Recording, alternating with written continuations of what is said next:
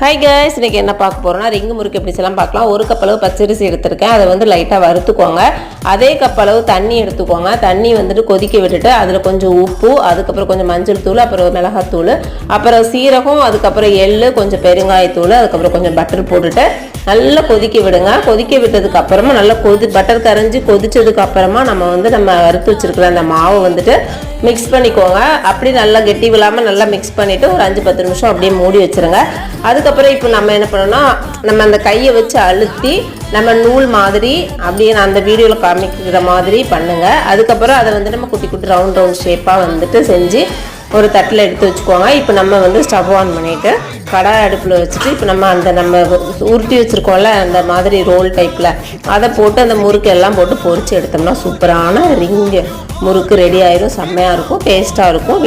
நீங்களும் வீட்டில் செஞ்சு பாருங்கள். இப்படி செலக்ட் பண்ணுங்கள், ஷேர் பண்ணுங்கள், சப்ஸ்கிரைப் பண்ணுங்கள்.